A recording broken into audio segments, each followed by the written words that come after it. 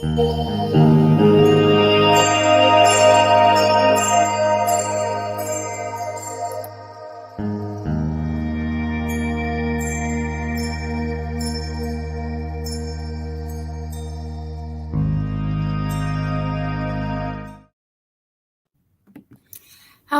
my name is Rudo Mugantini, and we're here with Black Mental Health Matters.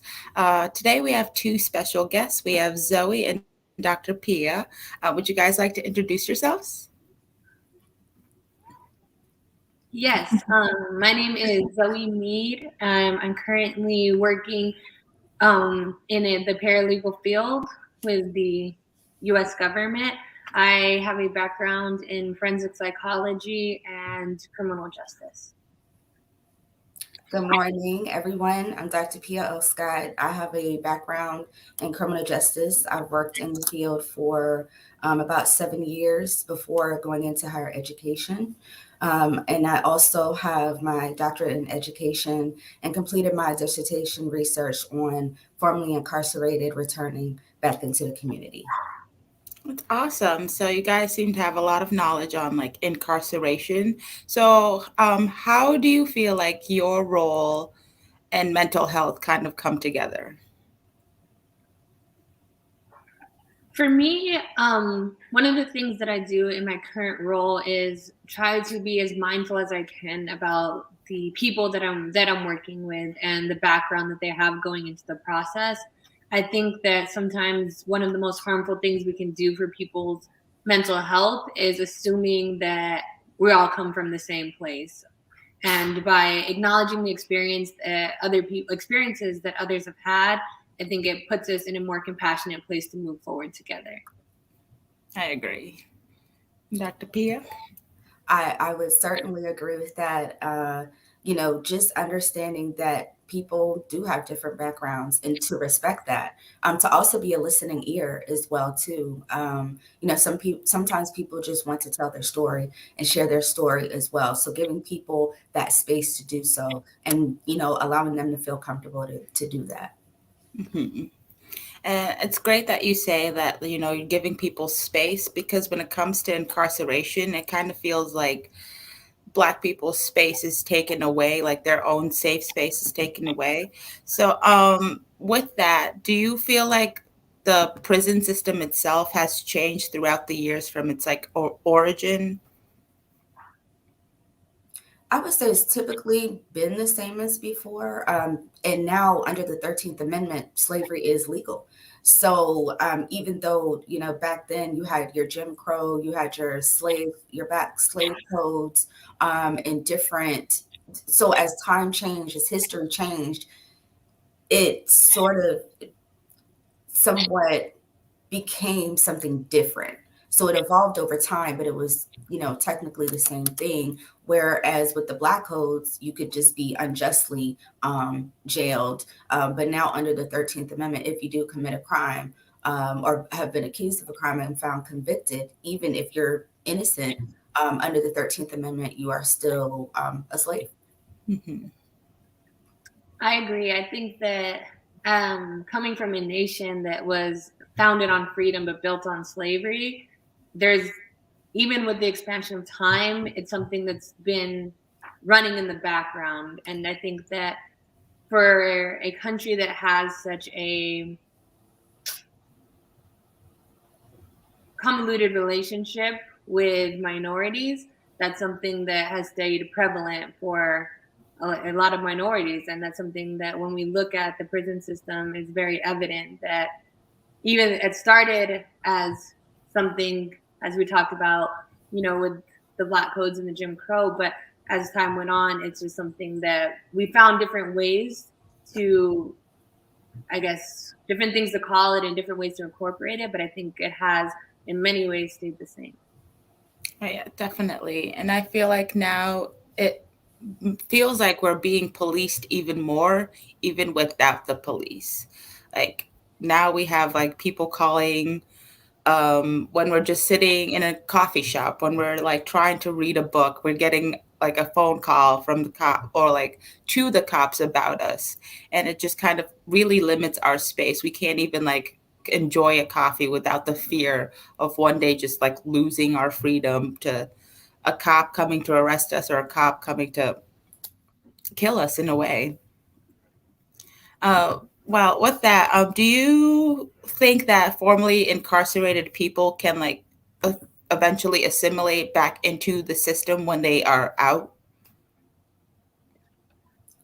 In my opinion, I think that, and I think it goes back to what some of the things that you just comment on about having to always be on our toes and on the lookout. And I think that in a lot of ways for African Americans, that's a very triggering experience. And to always live that experience kind of puts you in a certain state of anxiety and unease. And so I think transitioning out of incarceration into a situation where you are still very anxious and at unease, and you understand that police can just come up to you, and if they want to, they can take your life. I think that really impacts the way that you're able to assimilate back into society.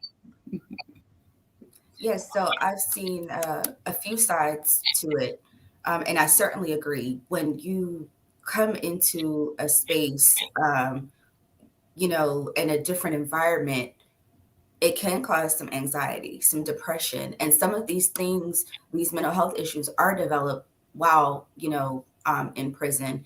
And, for example, if you are in prison, there is no such thing as self-defense. So if someone is, attacking you and you have to defend yourself, you could potentially be charged again. And so now what may have taken a shorter sentence, now you have a longer sentence based on the fact that you have a right to defend yourself.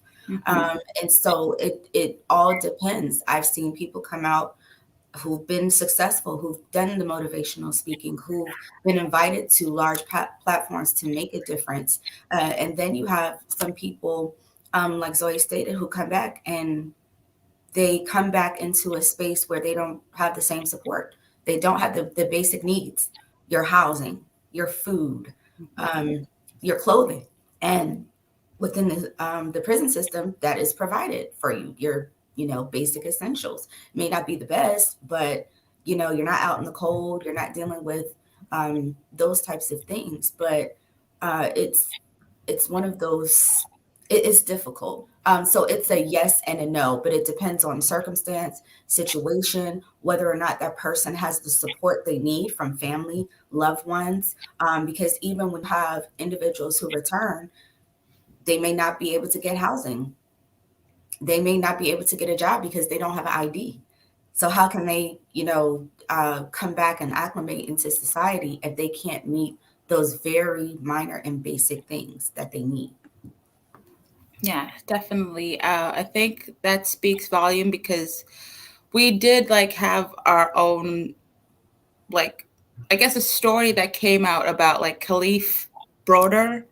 Yeah, like how he was wrongfully accused and then he had to spend time and then they put him in solitary confinement. And then once he was just acquitted, he had to basically acclimate back into the world. And you could just see that it was difficult for him because unfortunately we lost him to just the roughness of the prison system and then just the non-resources that are there once you get out. And the fact that he was 16 years old when he was, it's already traumatizing for these young Black children to be targeted, for us to be that target. And even in New York, where they have, I forgot what law it was, but a stop and frisk, when that was in place and you could just be stopped and frisked at any time, walk into the grocery store, like you said, just living your life. So that in itself is traumatizing. But to be 16 years old and go to an adult facility over stealing a book bag, I think he was accused of, or something, that's traumatizing. And while he was in there, he was also brutalized. So if you think about it, from the time he was arrested, his interaction with the police, from his time of being incarcerated and his experience with other inmates and being brutalized, and from his experience being in solitary confinement at the age of 16, that is traumatizing. That is traumatic. So I'm sure he suffered well, we know he suffered a lot, to come out and then commit suicide, that's a problem. Mm-hmm. It Definitely. really just speaks volume to just what we really need to do to assure like the safety of these former prisoners when they come out. Were you going to say something, Zoe? Sorry for cutting off. Oh no, it's okay. I was just reflecting back on that same case where, and I think it's something that when we're outside, people that have a hard time just sitting in silence or being alone with themselves, and that's when there aren't walls and prison guards holding them in. But when you look at that situation, he spent 14 months in solitary confinement. So that's over a year of being in just one room with your own thoughts, and then when you're out of that room, you're being brutalized.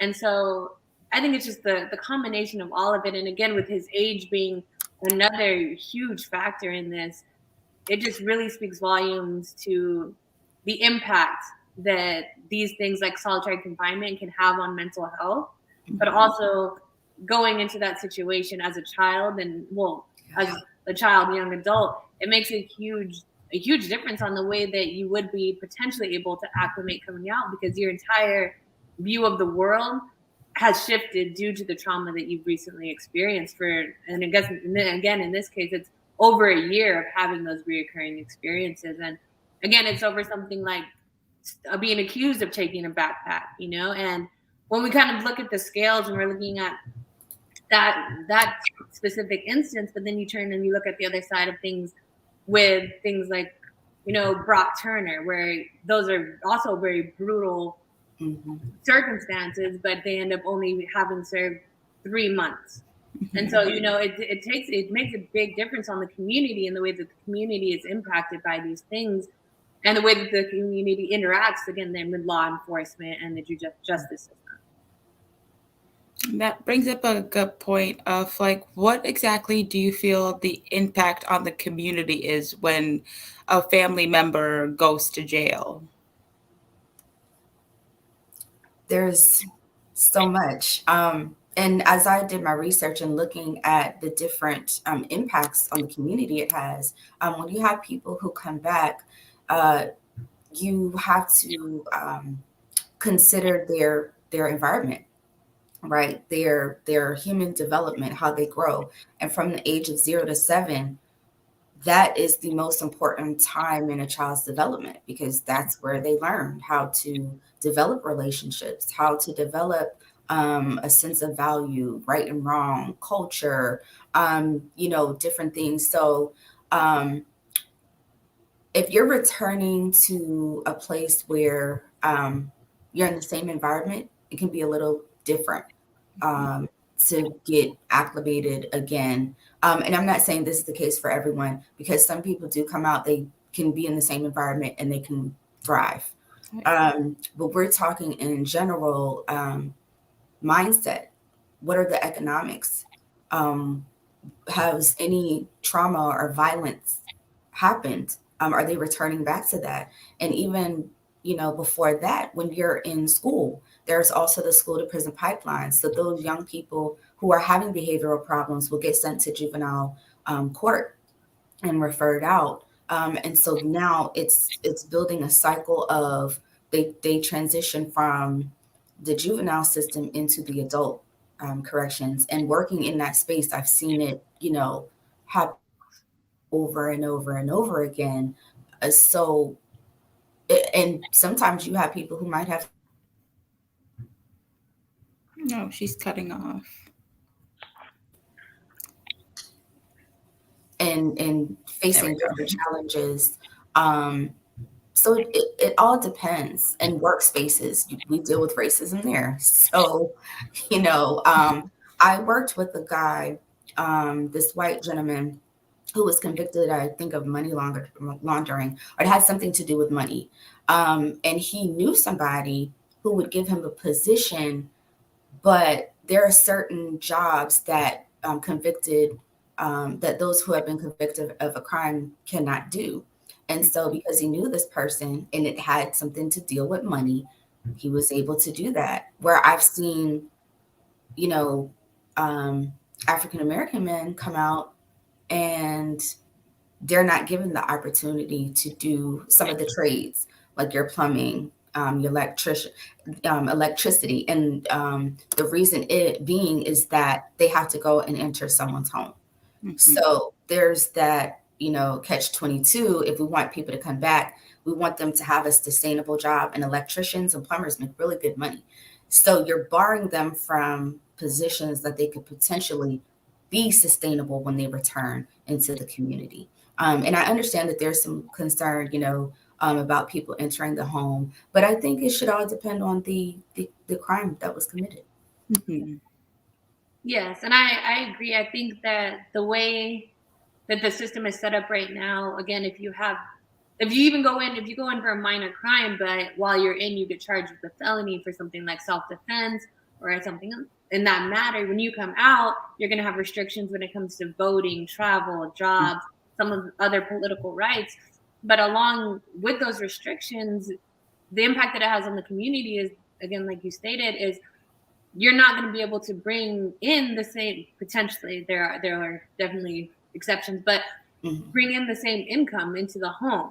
And so that's immediately going to have a huge impact on the community, because it changes the way in which the home is able to function within the community. And there are now more companies, I think, that are willing to reach out if you do have a felony, but I know that those companies still do restrict things if it is like, if it's like a drug offense felony, or if it's a violent felony, where it would restrict things like going into the home.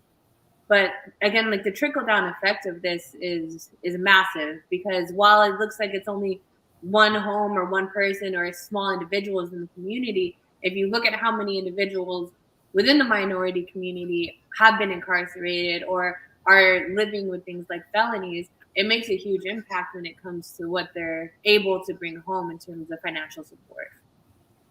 Yeah.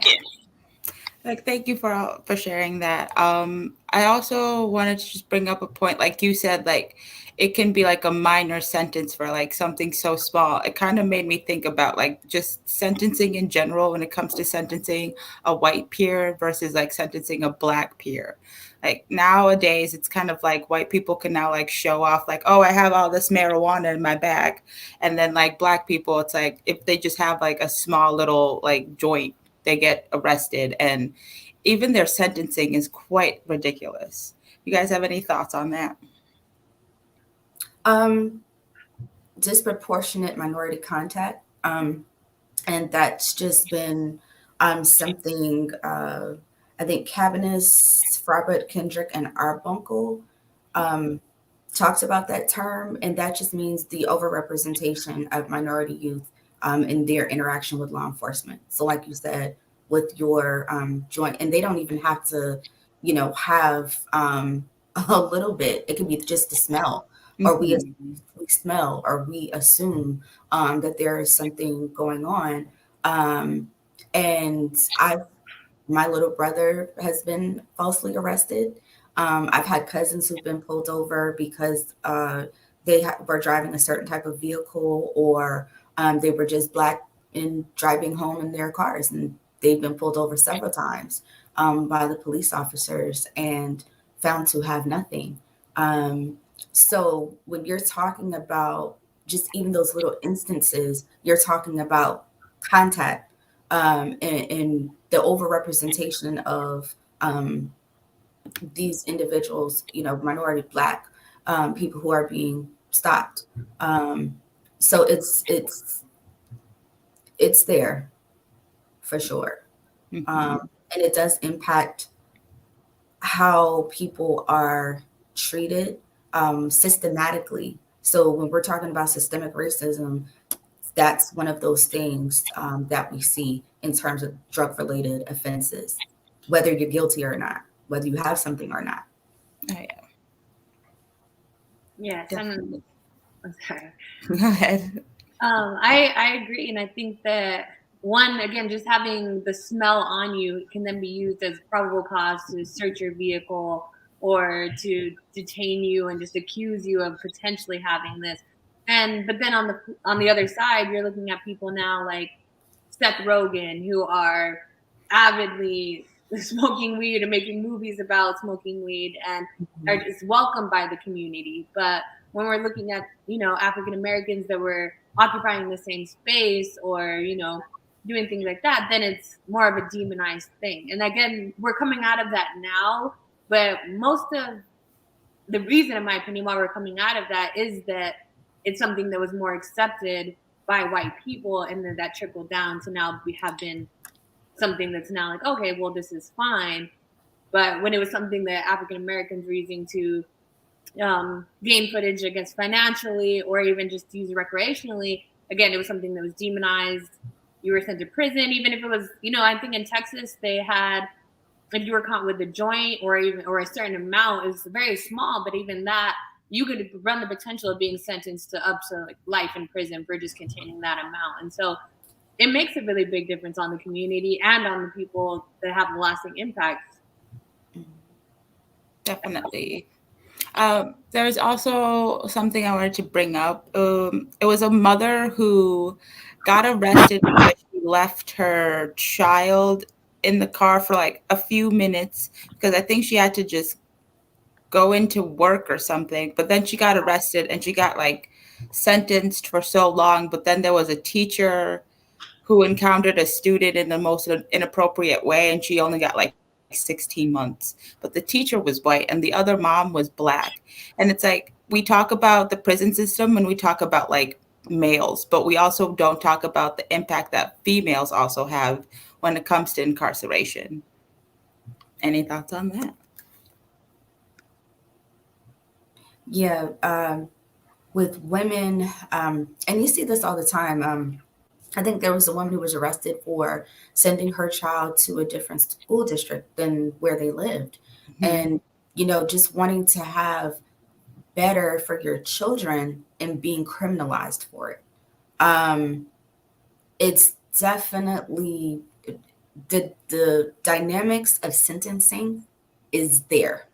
And it depends on, once again, whether you have money, whether you don't have money, what the situation is, the area you're living in. Like just recently, here in Georgia, the two white men who were convicted of killing Ahmaud Arbery. Even with that, and if you watch the what happened in the court system, where they were talking about having all of these influencers in the court, that had nothing to do. Nobody would have known that unless this man said that. Yeah. You know what I'm saying? So even our different interactions impacts, our experiences. And for women, like Sandra Bland and, all these other women who don't get justice, don't ever see justice. And I'll give you another example. Latoya Figueroa, who was a Black woman who disappeared. She was pregnant. And I think it was at the same time that Lacey Peterson had disappeared. So you saw all this news coverage. So even in the media, you see all this news coverage about Lacey Peterson, but you really didn't hear anything about Latoya until her family really pushed the press to expose her story so that they could find her killer as well. So even with just the way we are treated, it just looks different. And so once again, that systematic racism is there and it's embedded. So, what can you say? And I think that plays a huge role in mental health and women's mental health in the Black community as well, because that sends a message when a white woman goes missing and it's national news and there's national coverage for weeks versus a Black woman going missing and us having to essentially beg for resources and, for time to have this even looked into. That sends a message about the way that we're valued in the community. And the fact that it happens nationwide sends another message about how we're perceived in this country. And so I think that the mental health effects that has when you're trying to navigate this space, knowing that, well, if I go missing, it's going to, who's going to come looking for me, or what's the process going to be if I go missing or my son or my daughter, I think it sends a huge ripple wave through the community. Right. As if you don't matter, right? Mm-hmm. You know, like what happens to us, we're not seen as human. Oh, okay, well, you're Black, it doesn't matter. Or you're African American, it doesn't matter. Oh, well. And like you said, that does affect your mental, because now you feel, am I worth anything? Am I worth being found? Am I worth of getting media coverage? And also recently, another young lady disappeared. I forgot her name, but she was on the dating app, and they found her dead, and now are ruling it as suicide. So, even with that, between those, like, what happened? And as the family stated, they didn't hear anything back from law enforcement. It's a lot, not only for the people that are affected by it directly, but also the family, the community as a whole indirectly. Yeah, I think that case is just really highlights how the police really handle, like, when a Black woman, like you guys were saying, when a Black woman goes missing, because even the details that are coming out now, you're kind of sitting there being like, how was this not even like considered to be investigated? Like, how are we just dismissing it? Because they're saying that there was like these many drugs in her system, and then they're saying it was an accident. And now we're hearing, oh, there was blood stains on the bed, but it's still an accident. I'm like, what was she accidentally doing? It really kind of does frustrate you in a way, like, what exactly do I need to do in order to be seen, in order to be heard, in order to, if I go missing, for like there to be an actual uproar, for me to even make national news? Mm-hmm. Like right now, all our stories are like on social media, on like Twitter, on Instagram, but we are not even on the news. We're not even mentioned. And the community, and going back to what the community can do, we have to support one another. We have to rally around each other. It doesn't matter what their past has been. As a community, that's our responsibility. And social media, of course, has its negative sides, but in these cases, I really like the fact that we can share news. When little Black boys and girls go missing, we go right to social media. Hey, have you seen this person? And recently there's been a few here, but they've been found alive. So that's been really good. So it's just us being responsible for ourselves and taking that ownership back. That, yes, we know we may not get the national media coverage, but we still have a responsibility within our community to make sure that we let people know what's going on. Yeah, that is true. So what exactly do you guys feel we should, or like your thoughts on prison reform? Like, how exactly do you feel these changes can be made, or what needs to be implemented? I think one of the biggest questions when we're talking about prison reform, when we're looking at prison reform, is what is the end goal of even sending somebody to prison? Because if it's reform, if it's to, oh man, the word is slipping my mind right now. But if it's to essentially rehabilitate somebody and have them come out on the other end better than the way they went in, then yes, there's huge. We need to make monumental moves to make those things happen. But if the goal is simply punishment, then I think that, I mean, even the way that we have it set up right now, as I think a punishment system it's meeting its goal, because what it's doing is it's breaking people down while they're in the system. But for us, when we're looking at the way that the lasting impact that has on people when they come out of the system, when they're coming back into the community, it's detrimental. And so I think that when we're looking at prison reform, one of the first questions needs to be, what is the goal, right? And I think that for all of us here, the goal would definitely be rehabilitation and to have people come out better than when they went in. Again, that's assuming that they were even doing what they were accused of doing to be there in the first place, though. So there's a lot of small things that go into it, but in the larger picture. Mm-hmm. Yeah. And, 95% of convicted individuals will return as citizens. And, there's also research that shows your rehabilitation programs, your educational programs create, it creates a sense of purpose. And, these individuals can benefit from those programs as well, too.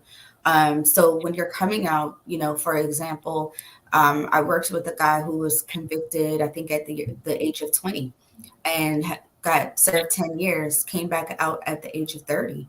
Well, within that 10-year time, so much had changed. You had a lot more technology. So just coming out and learning how to use technology can be a challenge. It can be an obstacle.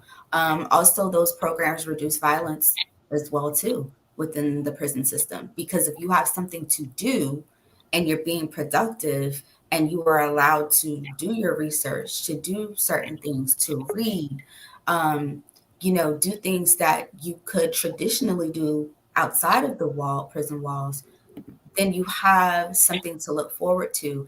And that goes back to mental health.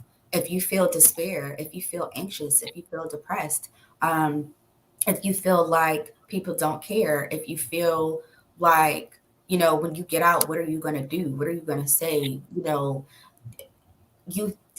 People think about those things.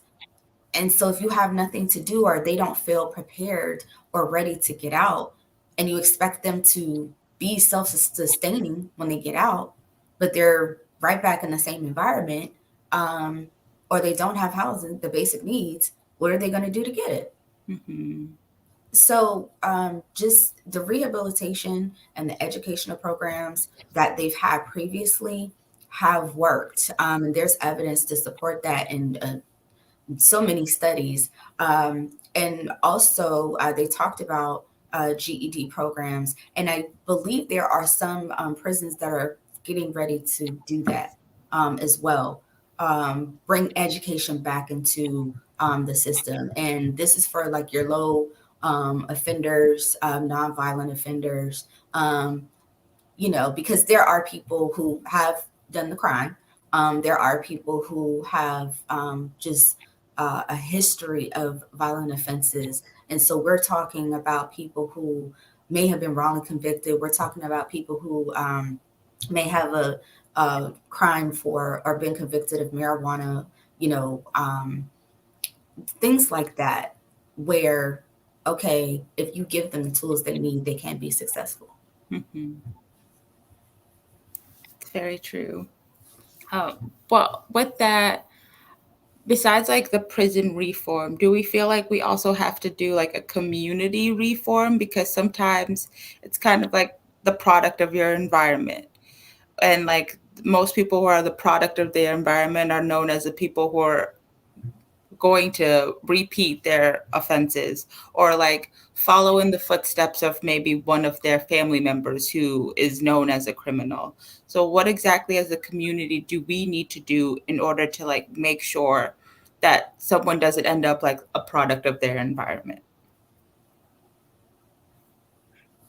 I think that, and it kind of applies on different levels, but I think one of the biggest things, especially when we're talking about mental health, is speaking life into the people in the community. And again, as Dr. Pia said, being able to give purpose to people in the community and let them know that they're valued and that what they're doing for the community matters and that who they are matters. And I think that by showing people that, or by showing people that in themselves, would make a huge impact on just the way that the community would function, but also in the way that, no, I don't think that anybody goes out with the intention to end up in prison or incarcerated, but I think that being able to navigate differently because of the way that you view yourself and the way that the community views you would have a major impact. It goes back to just how mindset. A lot of this is just your mindset, and it's hard to get people to think a certain way as a whole. But getting back to the values, because at one point the community really used to rally around one another, and support each other. And this, you can slice this up in so many ways. There's so many, levels to this, but you also have your people who are really out in the community making a difference. So being engaged in those types of activities, you have parents who want their children to participate in programs like, one of the programs we have here is entrepreneurship, and teaching young people um, how to start a business. What are all the components of starting a business? Financial literacy. So if you give people the basics, because these things are not taught in school. They don't teach you how to budget. They don't teach you about credit.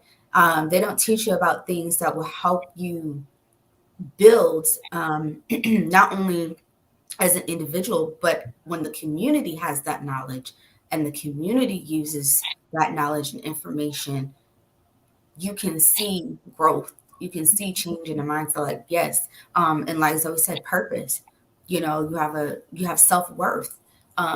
Your self-esteem is boosted because you have someone who can show you how to navigate, to get to places and spaces where you never thought you would go. So having mentors is very important as well too. So like I said, that there's so many levels, and there are people that are really trying to do that in school, in schools. So you have your schools, you have your, even with police, as well, who are in the school system. I know a few. And sometimes it's just about talking to people, talking to students. Hey, what's going on?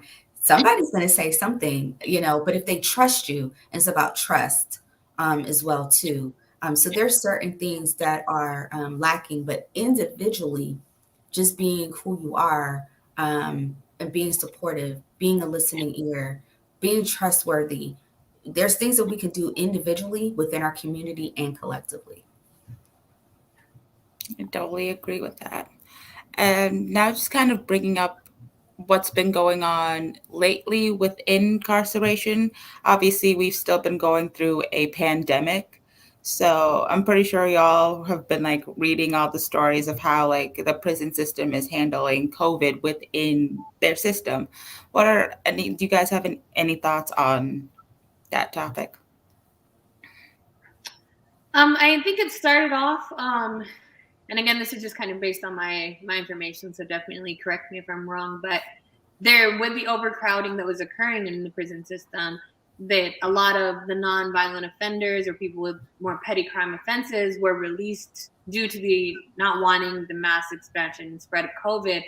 But I think that now something that they're trying to do, or something that the idea that they floated, was actually pulling all of those people that they had originally released for that purpose now back into the prison system and to finish out their sentences. And if I'm correct in that, that's, in terms of from the mental health aspect, that's going to be detrimental, because the shift in the way you're able to live outside of incarceration versus having to go back in and kind of take on, I think, adapt to that persona of having to, kind of be on guard and be in a place that where different things are considered acceptable or happen on a more regular basis, is a huge mental shift. And I think that kind of pulling people back and forth as if that doesn't affect them in that way or won't have that kind of impact on people is being very cavalier with people's mental health. Yes, I definitely agree with that, statement, because the overcrowding, and I've known people who've worked, in the prison system. I've worked within the prison system as well too. Um, and I've seen both sides. So I worked in the prison system, but I also worked out in the community as a counselor. So I've sat on boards where I've seen people, that were on probation and they had a job, but their probation officer violated them again because, they couldn't make their appointment, but they were at work. So it didn't make sense to me that the judge has sentenced this person, oh, you have to get employment within 90 days, right? Which is already difficult to do. That's some of that is just unrealistic. Or then you have people who've been on probation for like 25 plus years. Doesn't make any sense. So there's no room. There's no room for error, basically, for someone that is transitioning as well. I've seen the overcrowding. So in the cells around the walls, you would have people that were in the cells, 2 people to a cell. But also in your area, your little pit area, you had beds just, stacked up, and it was just so much overcrowding. So it's not only dangerous for your for staff, because if nurses, like your nurses who have to come in there, your mental health professionals who have to come in there and do any interviews or do provide the mental health services, there's no privacy. There's no, if there's something going on, you can't be a snitch in prison. That's so there's a culture. And when you have that many people in one space, think about it. If you already have anxiety and you have social anxiety, and it's hard for you to be in that little bitty space. If you're claustrophobic, if you are, if you've had PTSD where you've been attacked before, so now you're always thinking somebody might do something to me. All of those things impacts your health and what you think, and how you move even. So that is not a good idea, but I know that they have released some of those individuals back into the community because of overcrowding. But to have them come back is that's traumatizing as well too. Oh yeah, it is. There's a comment here that says being on probation for such a long time is like controlling an individual. And I feel like we've been touching base on that mainly like with the justice system and with all that happens within the Black community. It kind of feels like someone else is controlling our life. It kind of feels like we don't have a voice, we don't have a space. And even with incarceration, it kind of also takes that away, because I think about like the Stanford prison experiment, how Oh, how he kind of showed how the psychological effects of basically getting your name taken away from you and now you're referred to as a number. It really just becomes more dehumanizing. And that's why for me, I kind of have concerns of like, how can someone who has just been dehumanized for how long their sentence was kind of be able to come back into the community and kind of feel like a person? mm-hmm. Mm-hmm. Yeah, especially if they don't have that support, Oh, yeah. And this has been going on even before the Central Park Five, with the Scottsboro boys who were ages 13 to 19. And this was in Alabama in 1931, where 9 of them were convicted, and all white, all male jury said, hey, give them the death penalty. These are children, young children and young adults. The age of 13, when we were 13, we were playing and, having fun. We didn't have any, I wouldn't say we all didn't have interactions with the system, because I'm sure we did one way or the other, but that wasn't on our minds. And just to think about the impact mentally that it's had, it's systematic, once again.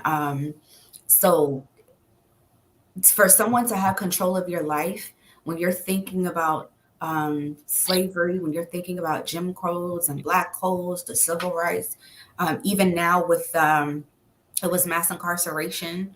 And Michelle Alexander did a great job of, in her book, of talking about when the crack epidemic hit and the war on drugs. And then you had a whole lot of Black men incarcerated. But I saw a documentary where this white guy had a whole ton of coke on his boat and was, coming from one of those countries and got stopped by the police, but because of his demeanor and because of, you know, how he looked, they let him go with a lot of this drugs on his boat. So it's it's very different.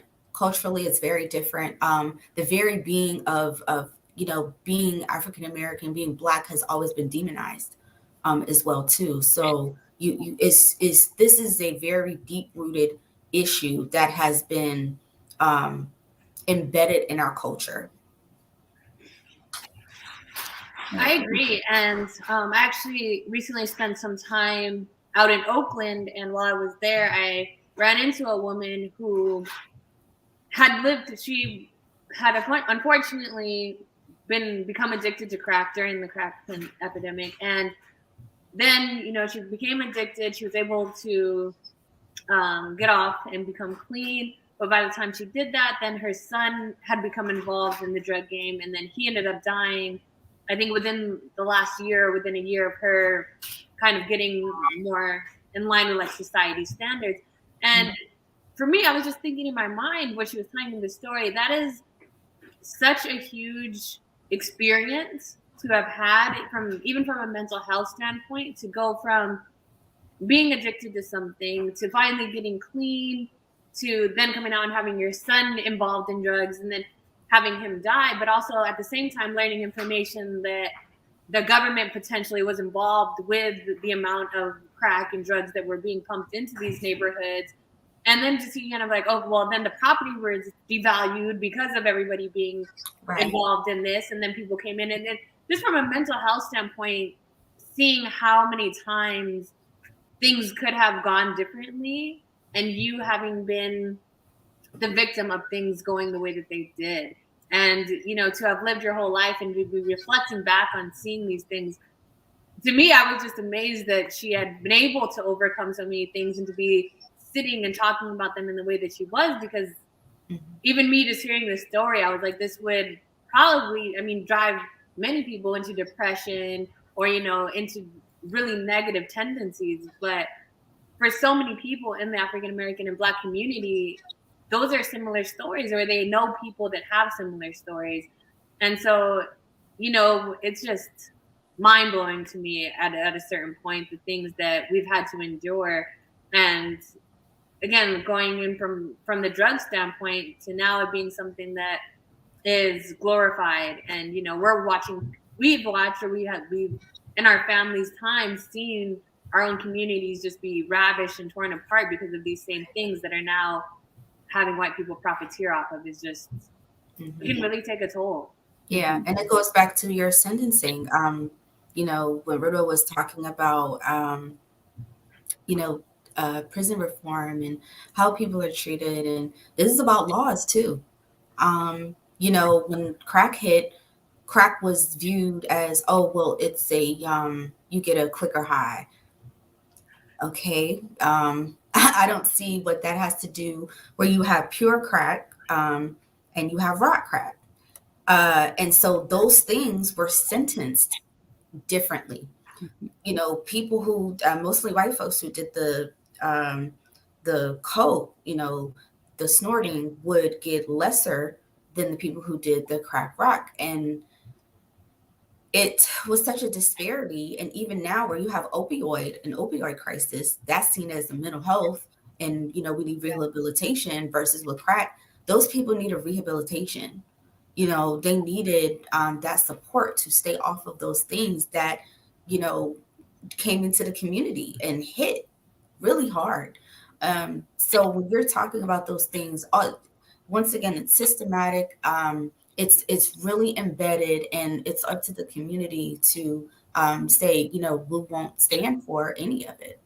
You know, we have to band together. And the divisiveness, we really need to come together as a community. And I don't care what diaspora we are. We just need to come together as a community.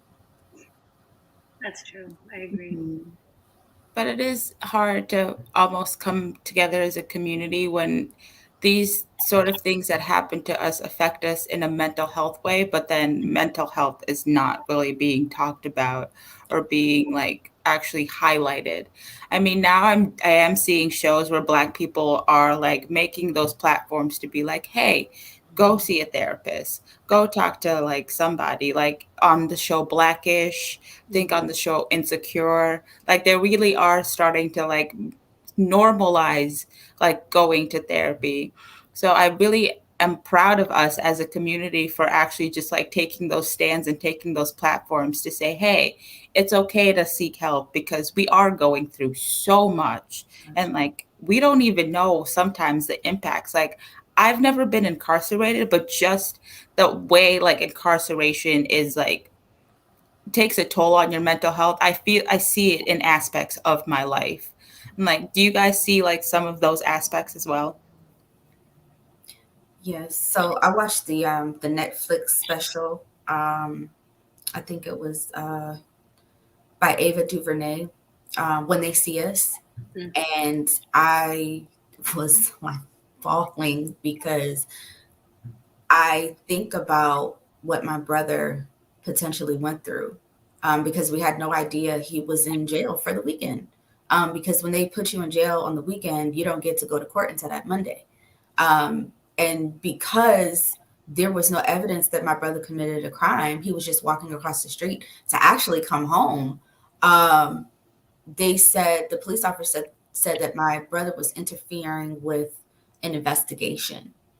Um, and we had no idea that, you know, just seeing that, I don't know what he went through because he never talked about it. And so that affected me because now I'm anxious, every time he goes out. Well, is he going to come back home alive? Is he going to, is he somewhere, where we don't know where he is? So it does affect you mentally. Um, Even though it didn't happen to me directly, but like you said, if you just think about inhumane conditions and being dehumanized, um, it does take a toll on you mentally. You start to question things. Mhm. Like even yourself, and Yes. that's just a lot for us to handle. Well, thank you both of you for like your amazing inspirational words and obviously just your input on this topic. It was such a huge topic, but it was great to hear from both of you. Do you guys have any like last minute things you'd like to tell the people?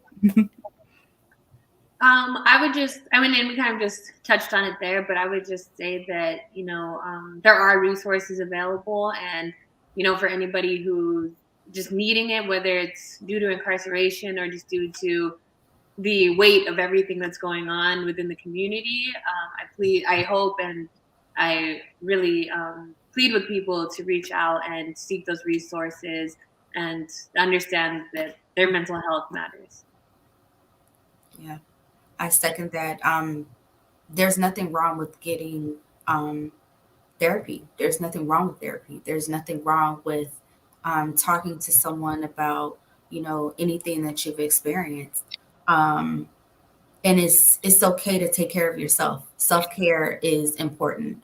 And it's okay to love yourself and to pour back into yourself. So, I resonate with that. Your mental health matters. Black mental health matters. We're going through so much. There's so much going on, even with COVID and everything else. So just make sure that you take care of yourself. And I second both of your your opinions. And thank you so much. I hope you guys have a great day. And thank you for just sitting here and talking about such a heavy topic. Thank Thank you. you for having us. Bye.